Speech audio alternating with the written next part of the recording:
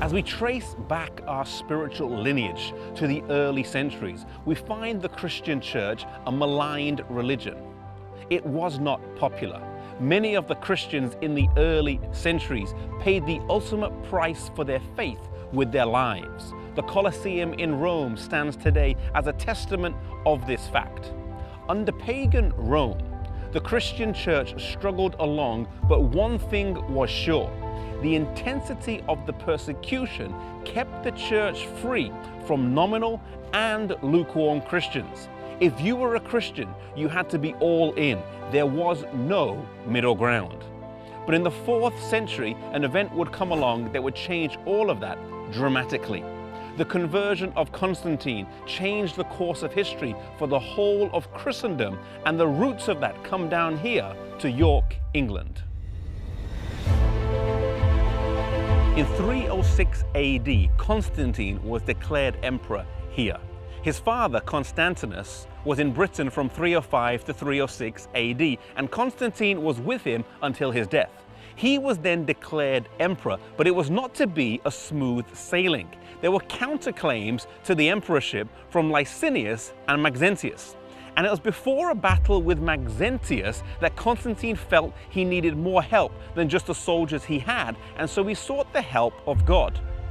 He believed he saw a cross in the sky and heard the words, "By this sign you shall conquer." He took this as a sign to convert to Christianity, and a major switch began to take place. Rome would go from being pagan to papal, from paganism to professed Christianity. Many historians debate the authenticity of Constantine's conversion. Was it a deep-rooted biblical conviction, or was it a political ploy to keep a divided empire together? One thing is sure, though, that after his conversion, practices crept into the church that previously had no place there. Temples that were pagan were changed to Christian. The Pantheon in Rome was changed into a Christian church, and the names of gods were changed to Christian saints. For example, Jupiter became Saint Peter, and the list goes on.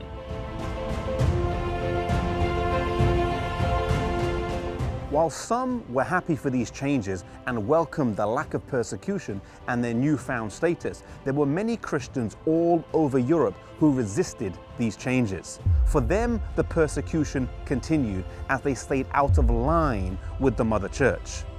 These were Christians who were maintaining the pure apostolic faith that was handed down to them over the years. There were scattered groups of people all over Europe, in northern Italy, in southern France, the Celtic Church here in Britain, and in various other places. The Bible refers to them as the church in the wilderness in Revelation chapter 12, verses 6 and 14. They were not always the biggest, they were not always the largest, but God would always have a people that were true to Him and that were faithful to His word. And so from this point on, 2 branches of the church would emerge. The recognized, the mainstream, but the compromised church, and then the persecuted, often the smaller, but the pure church. The question for us today is, which one of these 2 are we a part of? May we never compromise truth for popularity.